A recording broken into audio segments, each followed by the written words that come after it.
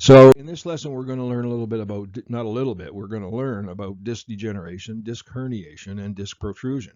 We're going to show you the differences between the three and the ramifications of each one.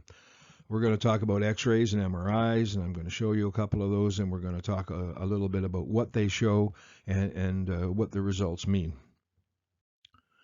So here's a cross-section of a normal disc. As you can see, it has a core area called the nucleus pulposus, and that core is a type of a pulpy material, and it is surrounded by a series of concentric rings, almost like a cartilage. It's not bone, it's a lot softer than bone, but it's a lot harder than the nucleus. So it's a series of rings called the annulus that goes around that pulpy core.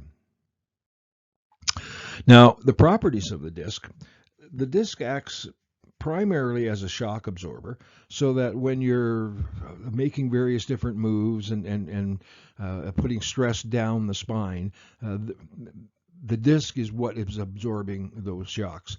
So it's a very important shock absorber. The second thing that is oftentimes overlooked when dealing with a disc problem is the fact that it is a spacer. The spine, if you look at two vertebrae and the disc in between, you're talking about a certain space between the two vertebrae. Everything is designed based on that spacing. The joints, the ligaments, the muscles are all designed based on a certain spacing between the vertebrae. If this space is reduced, then all of a sudden there's all kinds of different ramifications to the ligaments, the muscles, and for sure the joints between the two vertebrae. So it's an important shock absorber and it's an important spacer. So I want to talk about phases of disc degeneration. Okay, I'm a big believer that discs don't just fall apart all of a sudden. In fact, I'm not a believer. I know that it doesn't happen like that. Disc degeneration is a process. It happens over a period of time, and there are various different phases within that degenerative process. And there's a quick diagram of them, and we're going to go through some of them right now.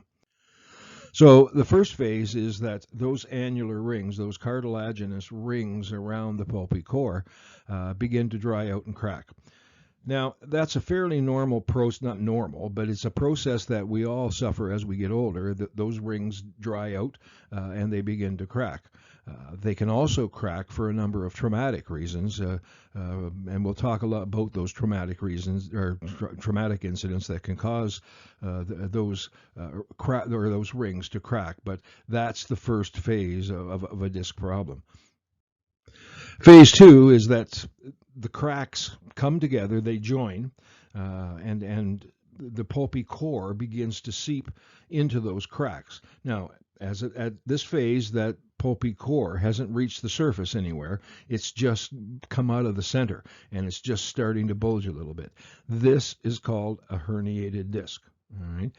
There are tons of people out there that have herniated discs that don't have any kind of symptoms. So if you've been diagnosed with a disc herniation and properly diagnosed with a disc herniation, you're not necessarily in big trouble, nor are you necessarily seeing any symptoms at this stage. During phase 1 and phase 2 degeneration, there are very few, if any, disc symptoms. However, back pain can occur in other structures due to this degeneration. So things that have caused that degeneration can be where the pain is coming from. The pain is not necessarily coming from the disc. The pain is coming from structures around it that either caused that cracking or as a result of the cracking, other structures are now becoming involved. But the pain itself is not necessarily coming from the disc. Now, if that pulpy core continues to seep through the crack and it does reach the surface of the disc, it can cause it to pinch the nerve or even the spinal cord, and then you have a problem. All right. So this is called a disc protrusion. All right. The pulpy core has gotten to the surface and it's starting to bulge out and impinging on nerves and or the spinal cord. This is a disc protrusion. So there's a difference between a disc herniation and a disc protrusion. Now, for years, prior to the advent of the MRI, I talked about those phases of degeneration by looking at X-rays. All right, you can't see a disc on X-ray, but you can tell a lot about the disc by looking at the spacings between the vertebrae. For example, here is on this diagram, look at the spacing between the L4 and the L5 vertebrae. All right, nice and clear. That's the normal width, slightly wedged at the back. Head down to the below the L5. This is the L5 vertebrae sitting on the sacrum. Look at the spacing there. All right, very thin. Okay, it's nowhere near the proper spacing, and even you can see some spurring, those little pointy things on the front of the vertebrae. So this is a degenerated disc, and it's probably fairly well along. Does not necessarily mean that it's protruding, but it is definitely herniated, and over time that herniation and the drying out of those rings has caused this disc to thin out and degenerate. Okay, that is always basically what I had to work with in years past. Now, I would very rarely talk about herniation because basically I knew that this disc here is herniated. Now, protrusion, well, that's basically designed, or I could generally tell whether a disc was protruding by the symptoms. If there were neurological symptoms, numbness in the leg, various other signs, then I knew that that disc was protruding. Right? But I did know, even by looking at these X-rays, that that disc was herniated.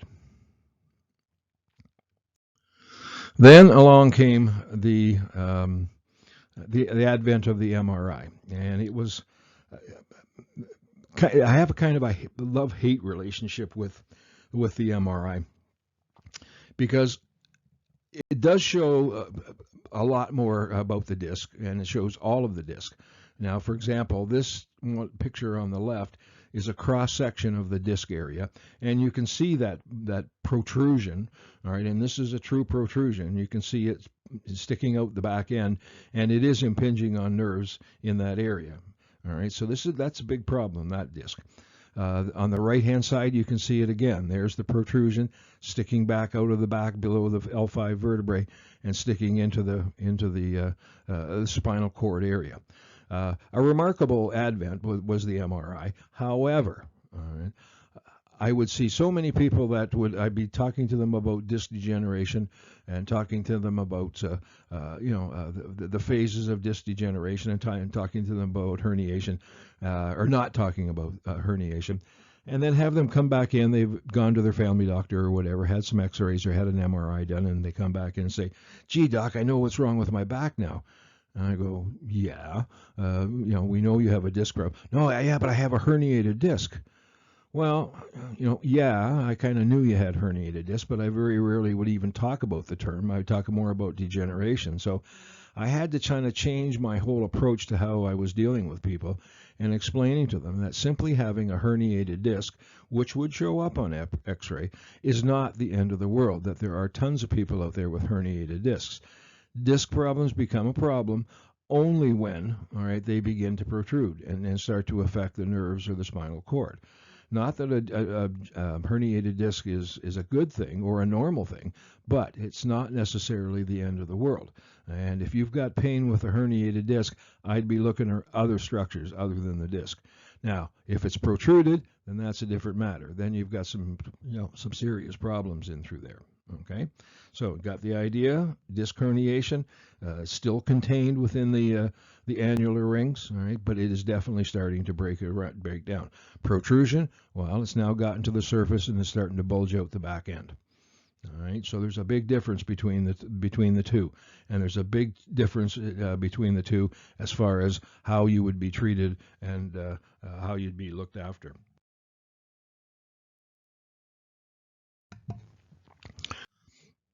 So again, there's a disc protrusion. It's pushing through the annular rings and starting to compress onto that spinal nerve.